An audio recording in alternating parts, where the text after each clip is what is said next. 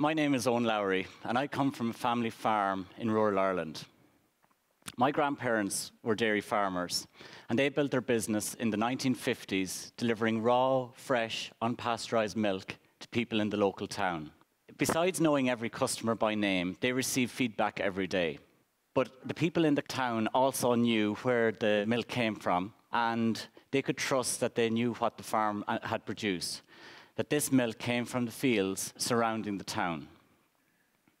A generation on, and this same farm produces milk from this farm.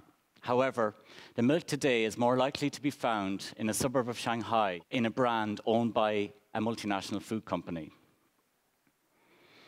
And it's thanks to hard-working farmers like my grandparents that Ireland has come from a position in less than 2 lifetimes of being unable to feed itself to being able to feed 50 million people in the world today. I've been lucky to be able to travel the world and to meet lots of people. And I want to tell you a story about people today and how they consume food. I'd like to introduce Chen. Chen is 33, and she comes from Beijing.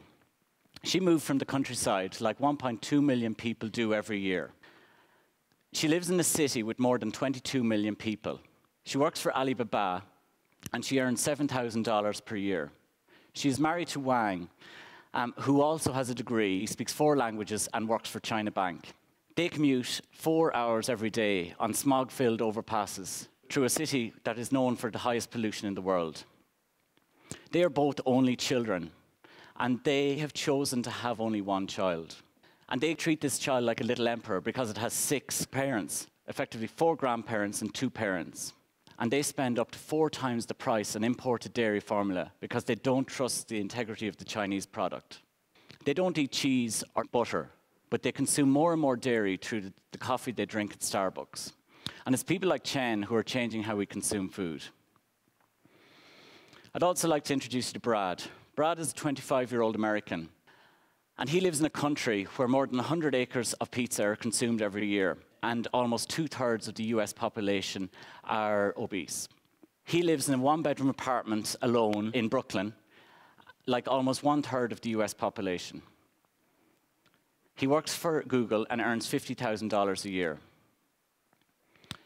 He doesn't cook, preferring to spend a high proportion of his income on dining out with his friends.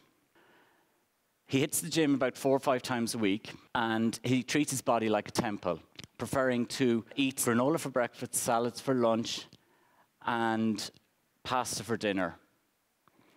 And he fills himself up on protein shakes between meals and post-workout. And Brad is part of a generation who doesn't know life without a mobile phone, Facebook, or the internet.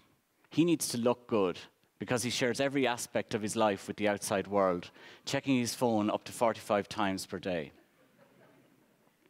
And it's people like Brad who are changing how we consume food. And this is Solomon. And Solomon is also 25 years old. But because of where he lives, he has only a 3% chance of reaching the age of 65.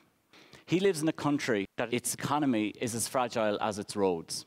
He has to work 6 hours before he can even afford a beer, which is normally a Guinness, because Diageo sell more Guinness in Nigeria than it does in any other country in the world. But people in the city of Lagos, they don't push trolleys, and they don't have fridges. They prefer to buy their milk in powder form from people in market stalls like this one run by Solomon. And Solomon's customers mainly live on $2 per day. And they can't afford the large dairy powder packs that we sell them. So what Solomon does is he sells them sachets, similar to those for sugar, for about 10 naira, which is about 4 cents. But if the price of milk goes up, he needs to keep the price of the packet at 10 naira to ensure that he's still serving his customers. So what he does is he reduces the amount in the packet.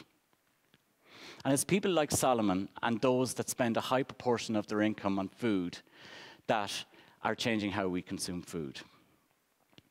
So I've come to the realization, having met Brad, Chen, and Solomon, that people are more concerned about the food that they eat, choosing the safe and healthy option every time. But because consumers live further away from where the food is produced, they are now buying big brands rather than food. Food shouldn't come in a packet where it takes a PhD and a magnifying glass to simply understand what's for dinner. Let's undress the food and reconnect the farmer with the consumer. Tell them the farm, the field, where the food was produced and what it received. Give them true transparency, because if we truly believe that farmers produce the best quality food in the world, then it should need nothing else. Let's undress the food and discover the global farmer. Thank you.